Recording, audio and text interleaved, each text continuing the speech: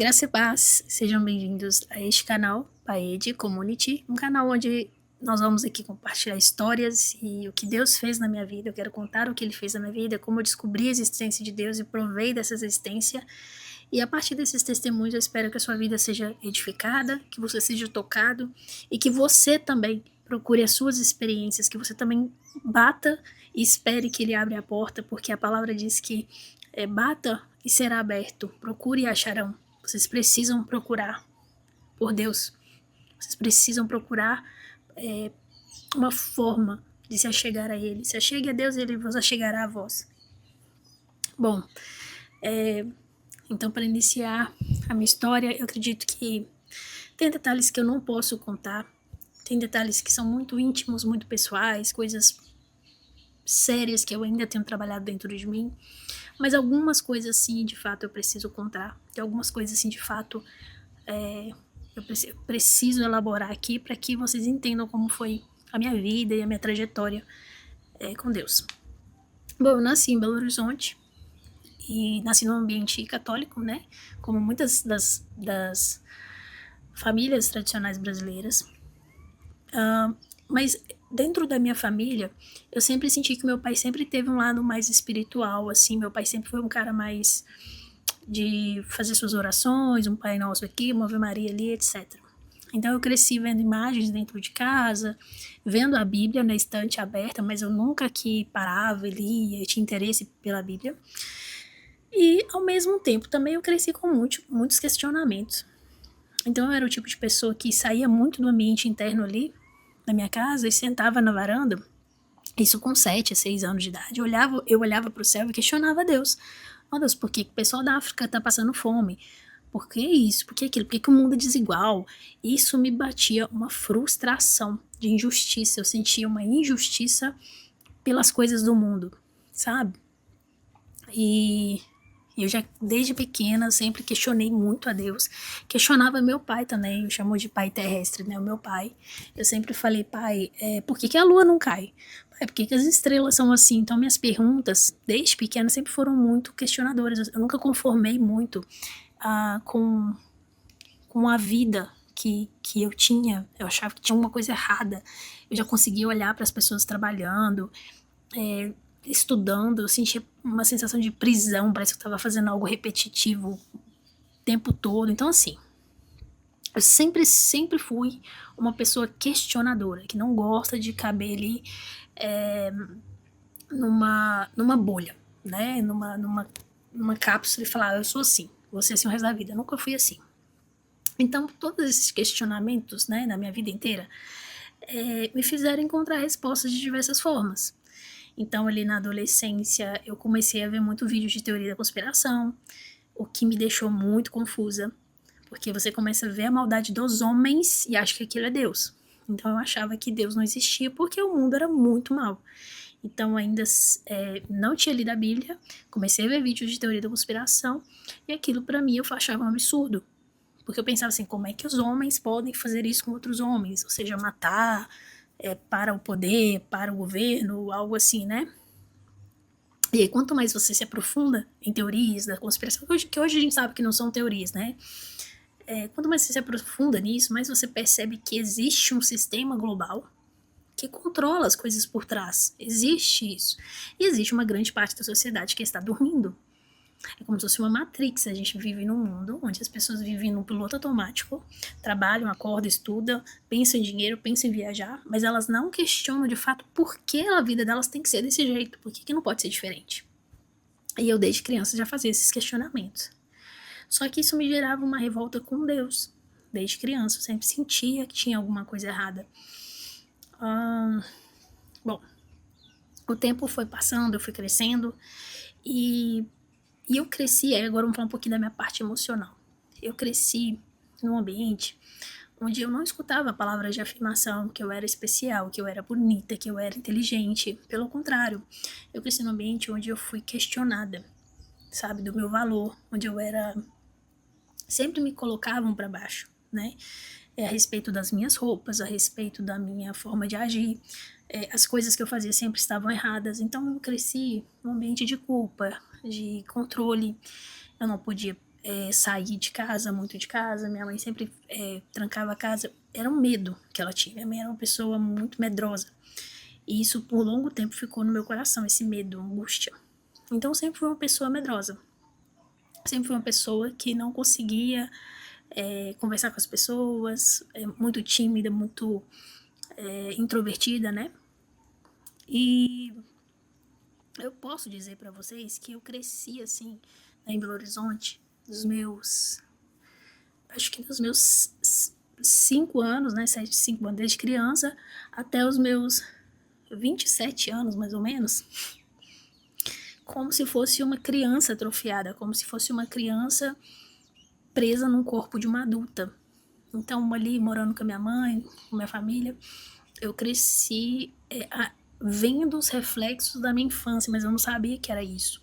Não sei se deu para entender. Então, pra vocês terem ideia, com 22 anos, eu não saía sexta, sábado, domingo. Vou sair, vou passear, vou fazer alguma coisa, vou na igreja. Não.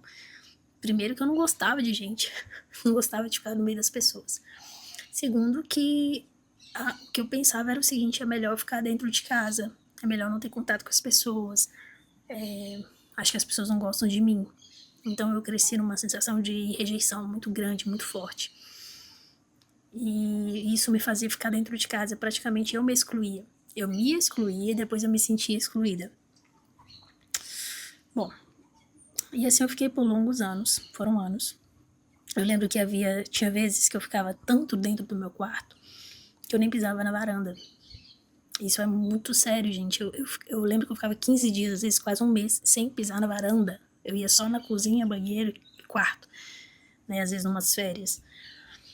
Bom, voltando um pouco para minha adolescência, então vocês estão entendendo um pouco o contexto que eu fui criada. Tinha também uma outra parte da minha família que eram as discussões e as brigas, muitas brigas por coisas bobas, porque minha família não sabia sentar numa mesa e conversar, e almoçar, e ter um diálogo saudável. Meu pai não sabia juntar a gente e falar, vamos fazer umas férias, nós vamos pra praia. Eu não culpo meu pai, que ele teve uma criação difícil, um emocional difícil e abalado também, parte dele. E eu não culpo minha mãe porque ela também teve a sua parte de dificuldades emocionais. Só que para mim entender isso foi um custo, porque isso respingou em mim e na minha família, né? Respingou em mim e no meu irmão, digamos assim. Então, crescer num ambiente assim me fez ficar completamente desorientada. Por muitos anos da minha vida, eu perguntei e questionei a Deus por que eu tinha nascido. Tinha alguma coisa errada comigo. Eu ficava o tempo todo assim na minha mente. Eu não deveria estar aqui. Não sei pra que eu nasci, o que eu tô fazendo aqui.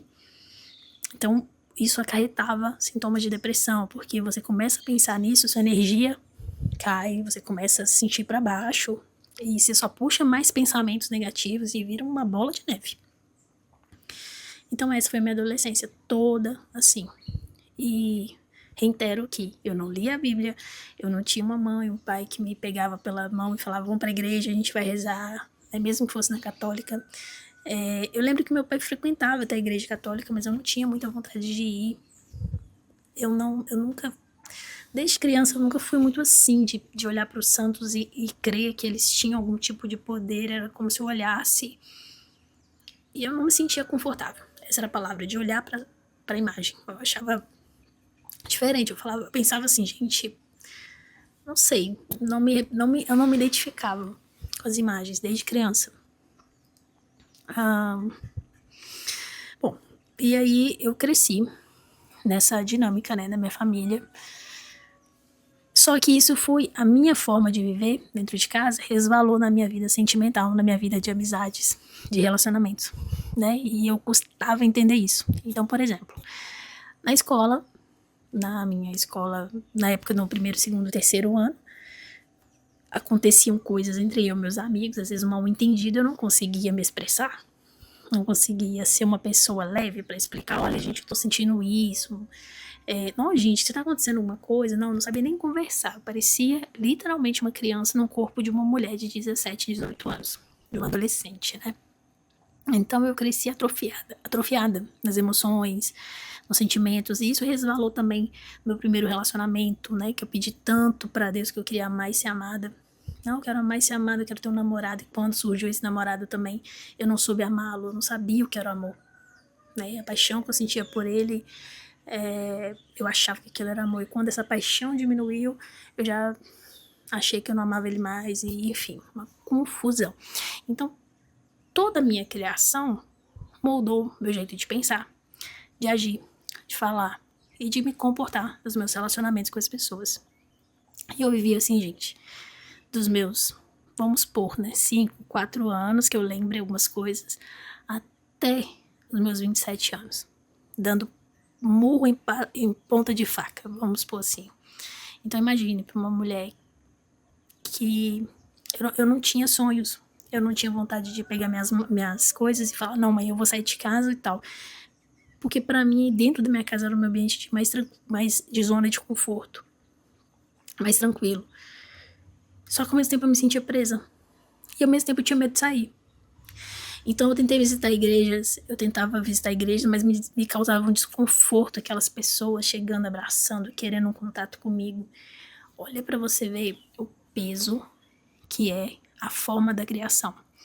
Você é criado de um jeito e você vai para a igreja e às vezes, eu vou abrir um parênteses, algumas igrejas acreditam que as pessoas têm que chegar lá e elas têm que super amar todo mundo e já virar os best friends e começar a congregar. E se faltar é porque tá com demônio, é porque aquela pessoa é rebelde, aquela pessoa não quer congregar. E não, existe uma questão emocional por trás muito grande. E às vezes esse seja até o seu caso, às vezes você foi criado num ambiente tão fechado, assim como o meu, e aí, de repente, você entra numa igreja e você recebe tanto carinho, tanto amor, de pessoas que tiveram isso a vida toda, que você estranha. Que você fala, não, mas peraí, eu não quero isso agora, espera, deixa eu ir no meu tempo. Mas enfim, isso é um papo para uma outra hora. A verdade é que tudo isso foi acontecendo, as coisas foram... eu tive fases na minha vida, né, da adolescência ali, até a minha fase adulta dos 27, onde eu quebrei muita cara no amor. Essa área que Deus mais trabalha comigo, a área sentimental. Porque acabou se tornando uma idolatria. Desde criança, sempre foi um sonho. Amar e ser amada, ter um relacionamento. Mas quando eu era mais nova, eu acreditava que o amor iria me salvar. Que todo aquele vazio que eu sentia dentro de mim, o amor, o sentimento de um homem comigo, uma pessoa comigo, iria me salvar dessa tristeza. Então eu tinha isso muito claro, que quando eu amasse alguém eu seria feliz. Só que eu acho que isso virou uma idolatria no meu coração, onde eu comecei a desejar tanto isso, que foi tão forte, foi tão dominador na minha vida, que as outras áreas eu não me importava. A área profissional, a área emocional, eu não me conhecia, eu não sabia nada de psicologia, eu não sabia nada da Bíblia, eu só pensava em amar e ser amada. E como não acontecia, isso me frustrava. Então eu entrava num período da minha adolescência, eu entrava em questionamentos muito profundos com Deus, do tipo, por que não acontece comigo? Mas eu não fazia ideia do tanto que eu estava machucada pela minha vida, do tanto que eu estava ferida pelo ambiente que eu cresci, do tanto que eu precisava de cura antes de ter alguém, do tanto que eu precisava de Jesus antes de querer ter alguém, né? Bom, então esse, digamos assim, é o resumo da minha vida. E para mim fechar esse primeiro vídeo, que eu acho que pode ficar muito longo, essa parte 1, eu tenho 2 experiências para contar, tá? De como foram minhas primeiras experiências. Algumas experiências, na verdade, nesse período inicial da minha vida. E era uma fase que, como eu já disse, eu não lia a Bíblia, eu não tinha discernimento, eu não sabia o que se tratava essas experiências, mas eu cheguei a ter essas experiências. A primeira delas, nessa fase minha de infância, que eu era uma pessoa fechada, introvertida, eu lembro claramente quando eu ia dormir de sentir um pavor muito grande. Eu sentia medo no meu quarto, eu sentia como se tivesse alguém me observando e era muito forte a presença. Eu sentia como se tivesse alguém me vigiando. Já houve noites em que eu fui dormir e dentro do guarda-roupa, eu não sei se você sabe aquele bastão que fica com o cabide neles, né? Eu lembro uma noite que eu deitei, dormi e virava para um lado, virava para o outro, sentindo um pavor no meu quarto. Falei, meu Deus, tem alguma coisa aqui. E eu lembro que, não lembro se eu pensei algo em específico, eu sei que o negócio caiu, esse bastão caiu e fez um barulhão dentro do meu armário. E eu morrendo de medo, eu só cobri minha cabeça e fui dormir. Eu não repreendia, eu não falava Jesus me ajuda, não.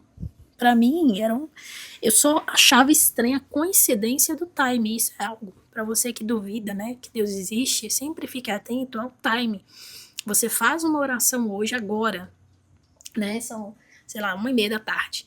2 horas acontece uma coisa que nunca aconteceu com você. Chega alguém na sua casa falando alguma coisa específica. Isso não é o acaso. Isso é Deus te trazendo uma resposta, te trazendo um sinal. Então eu sempre fui boa em pescar esse tipo de sincronicidade, esse tipo de alinhamento. Desde criança, sempre que eu perguntava algo e acontecia algo, depois eu falava, esse sinal não é normal. Isso aqui é algo que vem de Deus. Bom,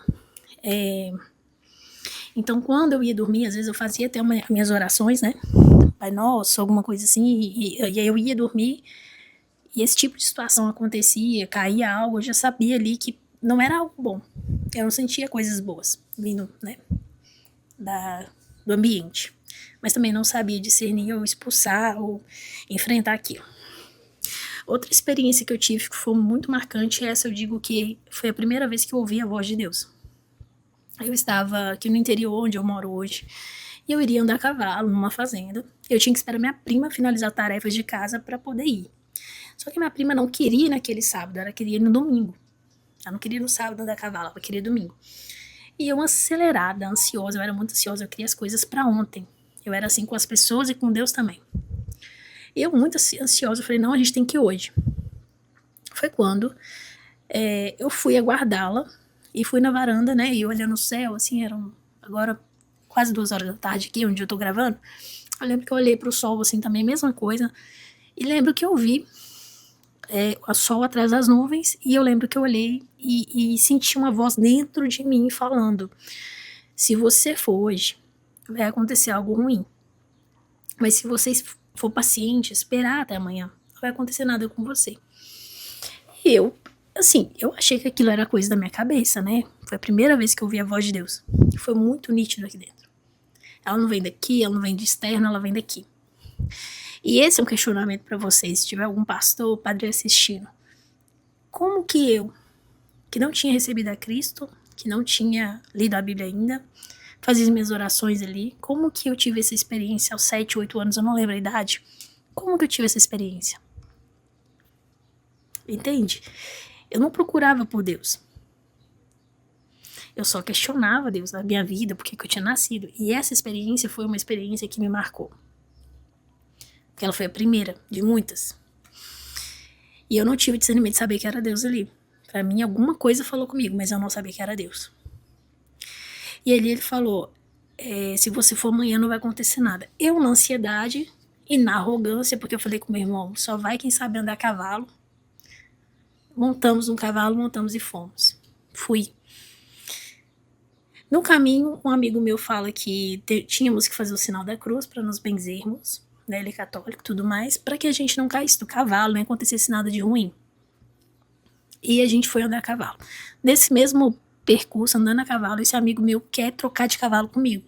Eu era criança, eu tinha meus 5, 6 anos, eu acho. Eu era muito criança, gente. Meus pés não entravam no estribo, né? Quem já andou a cavalo sabe, tem um estribo para você apoiar o pé e ficar mais firme. Meus pés não cabiam no estribo, de tão pequena que eu era.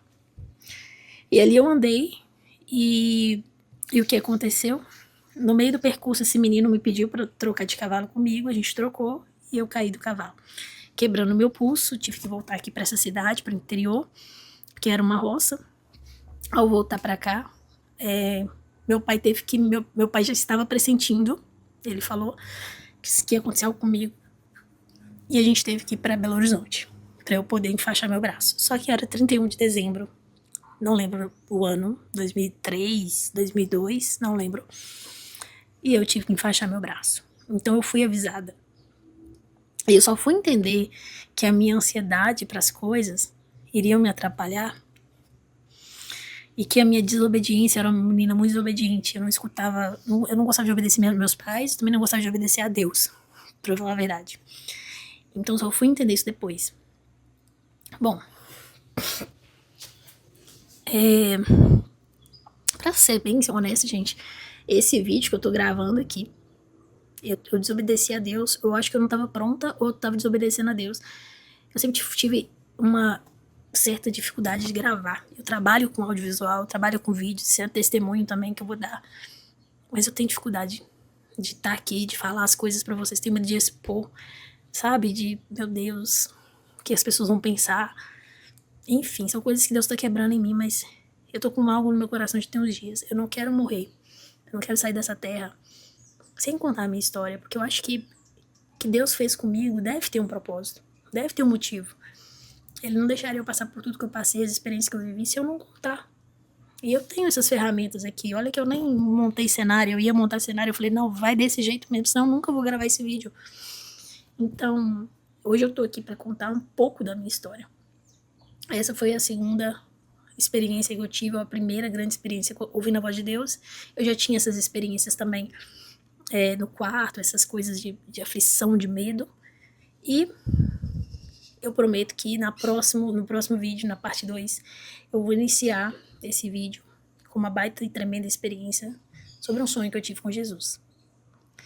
E esse vídeo, em breve eu posto aqui pra vocês. Eu quero que você se identificou um pouquinho com a minha história, se tá curioso também pra saber o que Deus fez na minha vida, já curte, compartilha, comenta aqui esse vídeo. E vamos juntos aí descobrir o poder de Deus, o que Ele já fez na minha vida, às vezes Ele já fez na sua e você nem percebeu que era Deus também. Então, eu quero deixar claro aqui que esse canal, eu não quero vender curso, eu não quero dar profetada aqui pra ninguém, falar que você vai, em nome de Jesus, você vai ser milionário, você tem que ser próspero, não. Deus trabalha com cada pessoa, Ele tá mais preocupado em curar seu coração do que te dar dinheiro. Ele tá mais preocupado em te transformar verdadeiramente, te salvar, que a gente não sabe de manhã, do que de fato, sabe, te dar uma empresa. Não é isso, Ele quer curar você primeiro, Ele quer te mostrar o seu potencial, Ele quer que você seja transformado para que a sua vida seja testemunho e glorifique o nome dEle diante das outras pessoas. Amém? Então eu espero vocês aqui no próximo vídeo e é isso. Fique com Deus.